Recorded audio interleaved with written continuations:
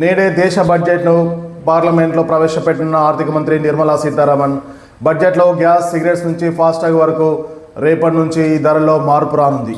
దేశవ్యాప్తంగా అందరి దృష్టి ఇప్పుడు ఫిబ్రవరి 1న ప్రవేశపెట్టనున్న కేంద్ర బడ్జెట్ 2026 పైనే ఉంది.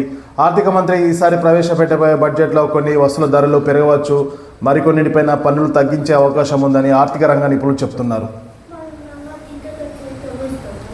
ముఖ్యంగా సిగరెట్ల నుంచి ఫాస్టాగ్ ఛార్జీల వరకు 5 కీలక అంశాల్లో మార్పు వచ్చే అవకాశం ఉందని నిపుణులు అంచనా వేస్తున్నారు.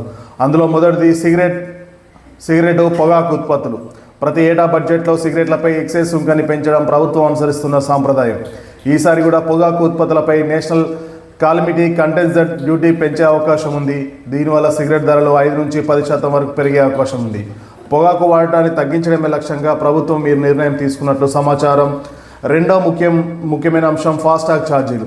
రవాణా రంగాన్ని డిజిటలైజ్ చేయడంలో ఫాస్టాగ్ కీలక పాత్ర పోషిస్తుంది. అయితే రహదారి నిర్వహణ ఖర్చులు పెరగడంలో నేషనల్ హైవే టోల్ ఛార్జీలు స్వల్పంగా సవరించే అవకాశం ఉంది.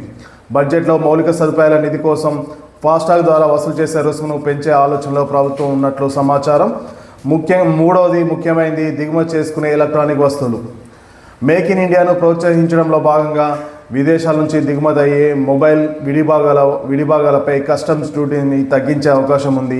అయితే దిగుమతి చేసుకునే ఖరీదైన టెలివిజన్లు, కెమెరాలు,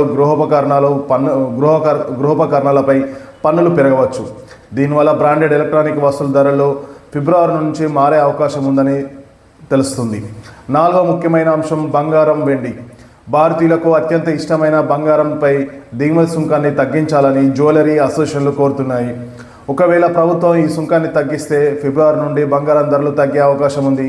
దీనివలన సామాన్యులకు, పెట్టుబడిదారులకు ఊరట లభిస్తుంది. మరొక ముఖ్యమైన అంశం, ఐదో అంశం, ఎలక్ట్రానిక్ వాహనాల బ్యాటరీలు. పర్యావరణ హిత రవాణాను ప్రోత్సహించడానికి ఎలక్ట్రానిక్ వాహనాలపై రాయితీని మరికొంతకాలం పొడిగించే అవకాశం ఉంది. అలాగే ఈవీ బ్యాటరీల తయారీకి వాడే లిథియం అయాన్ సెల్స్పై పన్ను తగ్గిస్తే ఎలక్ట్రానిక్ స్కూటర్లు, కార్ల ధరలు మరింత అందుబాటులోకి వస్తాయని వాహన రంగ నిపుణులు చెప్తున్నారు.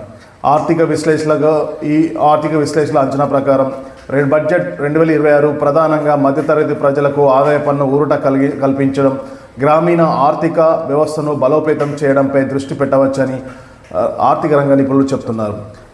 పైన పేర్కొన్న వస్తువుల ధరలో మార్పులు ప్రభుత్వం తీసుకునే అంతిమ నిర్ణయంపైనే ఆధారపడి ఉంటుంది. ఫిబ్రవరి 1న అంటే నేడు బడ్జెట్ ప్రసంగం ముగిసిన వెంటనే ఏ వస్తువు ధర ఎంత పెరిగింది లేదా ఎంత తగ్గిందనే వివరాలు పూర్తిగా వెల్లడవుతాయి.